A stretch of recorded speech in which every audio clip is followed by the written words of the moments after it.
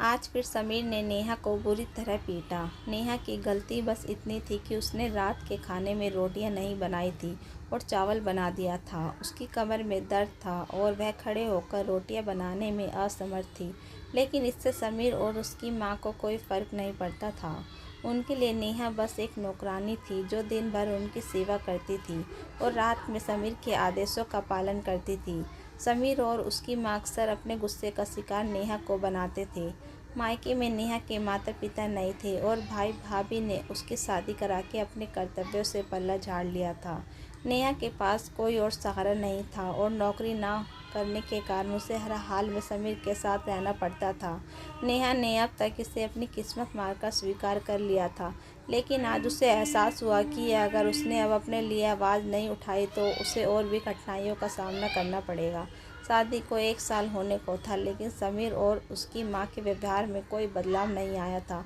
आज समीर ने नेहा को इतना मारा कि उसके शरीर पर गहरे निशान उभर आए। उसकी सास पास खड़ी होकर तमाशा देख रही थी।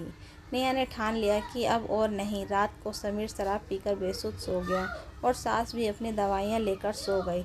नेहा ने मौका देखकर समीर के हाथ पैर दुपट्टे में बांध दिए और मुंह में कपड़ा ठूस दिया। फिर बालकनी में पड़े बैट से समीर को मारना शुरू किया।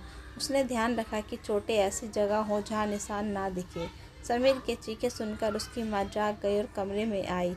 जब उसने नेहा को बैट लिए देखा तो डरकर घर से भाग गई और पड़ोसियों को बुलाने लगी। पड़ोसी जब घर पहुंचे तो नेहा कोने में सहमी हुई बैठी थी और समीर गुस्से से उसे मारने के लिए बढ़ रहा था। पड़ोसी ने नेहा की हालत देखी और तुरंत समझ गए कि समीर ने उसे मारा है। किसी ने पुलिस को बुला लिया। पुलिस ने आते ही समीर को फटकार लगाई। नेहा ने डरते हुए बताया कि समीर उसे अक्सर पीटता है और धमकाता है। पड़ोसियों ने भी गवाही दी थी कि उन्होंने कई बार तेज आवाज़ में टीवी चलता सुना है। पुलिस ने समीर को चेतावनी दी कि अगर उसने फिर से नेहा को मारा तो उसे और उसकी मां को जेल भेज दिया जाएगा। पड़ोसी ने भी नेहा को भरोसा दिलाया कि वे उसकी मदद के लिए हमेशा खड़े रहेंगे। समीर और उसकी मां को अब समझ आ गया था कि अगर उन्होंने नेहा के साथ कुछ गलत किया तो वे बच नहीं पाएंगे। नेहा ने दृढ़ता से कहा, अब से मेरी इज्जत करो और मुझे इस घर की बहू का दर्जा दो। अगर तुमने फिर से चोट पहुंचाई तो मैं चुप नहीं बैठूंगी।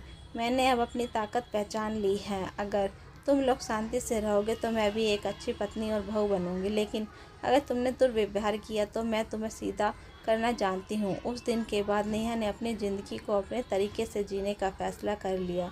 उसने साबित कर दिया कि जब एक औरत अपनी ताकत पहचान लेती है तो वह किसी भी अन्याय को डटकर सामना कर सकती है।